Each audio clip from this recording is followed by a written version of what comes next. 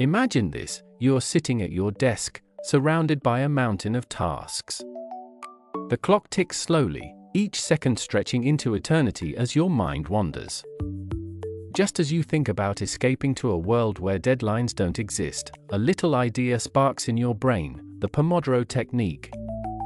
What if, you wonder, I could transform my productivity with just a simple timer? Now, picture this: every day for the next 30 days, you decide to dive into this experiment. You grab a bright red tomato-shaped timer, a symbol of focus and determination. You place it on your desk, its cheerful hue standing out against the dullness of your workspace.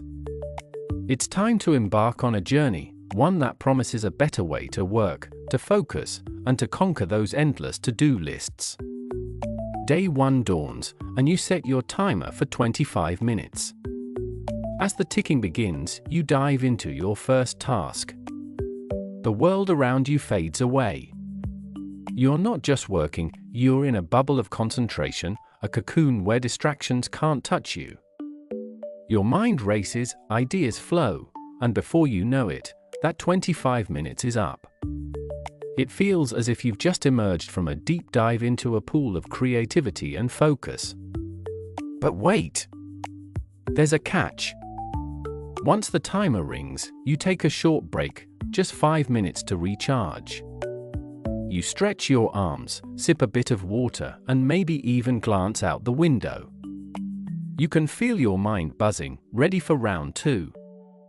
It's like a game where you're both the player and the scorekeeper, and each tick of the clock pushes you closer to victory.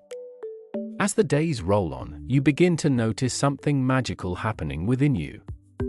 Your brain starts to adapt, like a well-tuned instrument. You find yourself looking forward to those bursts of focused work. Each Pomodoro feels like a mini adventure, a sprint that lets you harness your energy. You're no longer battling against the clock, you're dancing with it, moving in rhythm with your tasks. You start exploring different tasks, writing, studying, even organizing your room. Everything becomes part of the game. You realize that with each Pomodoro, you not only tackle the work at hand but also discover new aspects of your own creativity. It's like peeling layers of an onion, each layer reveals something fresh and exciting. But then, on day 10, a hiccup occurs. You sit down, timer set, ready to conquer, but your mind feels heavy, like a thick fog has rolled in. You try to push through, but the words won't flow. The timer ticks, and frustration bubbles up. What's going on? You ask yourself. It's a crucial moment, one that teaches you that not every day can be a win. You remind yourself that the journey is about learning, not perfection. So you take a step back. You adjust your approach. Instead of forcing focus, you allow yourself to breathe. You realize that breaks aren't just a pause, they're an essential part of the process, like the calm between the waves. You pour a cup of tea, watch the steam rise, and let your mind wander. When you return to your desk, you feel lighter, more open to ideas. Fast forward to day 20, and you've turned into a Pomodoro Pro. You've developed a rhythm, a dance that feels both natural and exciting. You jot down your tasks each morning, lining them up like soldiers ready to march. You embrace the structure, it gives you a sense of control in a world that often feels chaotic. Your friends start to notice the change. What's your secret? They ask, curious about your newfound energy. You share your experience, your little red timer becoming a symbol of your transformation. You tell them how the Pomodoro technique has transformed the way you approach your work. It's not just a tool, it's a mindset, a way of seeing productivity as a series of fulfilling moments rather than an endless grind. As you inch closer to the final day, you reflect on your journey. The Pomodoro technique has not only changed your work habits but also your perspective on time. Each tick of the clock feels like a heartbeat, a pulse that reminds you to be present and engaged. You've learned to savor each Pomodoro, to celebrate each completed task like a mini triumph. And then, On day 30, you sit down one last time. You set your timer, feeling a sense of nostalgia wash over you. You've transformed your workspace into a sanctuary of productivity. The walls, once filled with stagnant energy, now buzz with the thrill of accomplishment. You take a moment to appreciate how far you've come. Those 30 days were not just about managing time, they were about reclaiming it.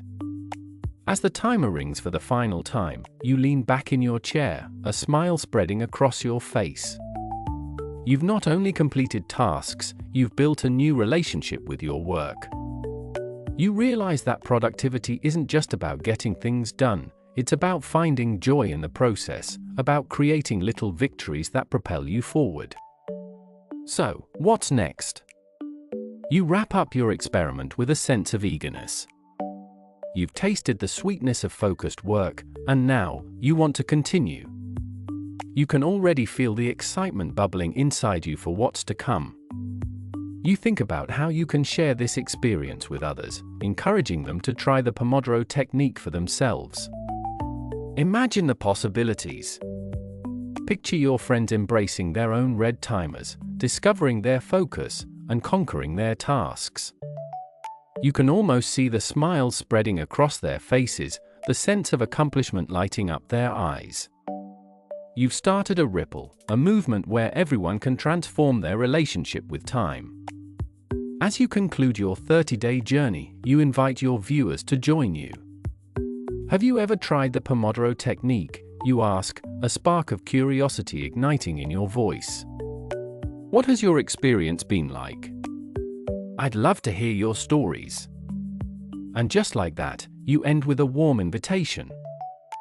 If you enjoyed this journey with me, don't forget to subscribe and share your thoughts in the comments. Let's keep this conversation going and inspire each other on our paths to productivity. And there you have it, a story of transformation, exploration, and the simple joy of discovering the power of focus. It's not just about the tasks you complete, but the experiences you gather along the way. So here's to the Pomodoro technique, and here's to your next adventure. As you sit in reflection, a wave of inspiration washes over you. You envision new ways to integrate the Pomodoro technique into your daily life. What if you paired your focused work sessions with fun rewards? Maybe a piece of your favorite chocolate after every completed Pomodoro, or a few minutes of dancing to your favorite song. The possibilities seem endless, and each small reward becomes a sweet motivation, a little treat to celebrate your hard work. You start to imagine organizing group Pomodoro sessions with friends, where laughter and excitement fill the air as you all tackle your own tasks together. The energy would be contagious. You see a cozy corner filled with bright cushions, a space where everyone shares their goals before setting their timers. Each Pomodoro becomes a collective effort, a shared rhythm of productivity, with breaks filled with stories and encouragement. And as you think about the future, you realize that the journey doesn't end here. You've discovered a tool that empowers not just your work but your entire approach to life. You wonder how this newfound focus will spill over into your hobbies, your relationships, and your dreams. Perhaps now is the time to explore that book you've always wanted to write, or to learn a new skill you've been curious about. The world is wide open, and you're ready to dive in with the same vibrant spirit that brought you through these 30 days.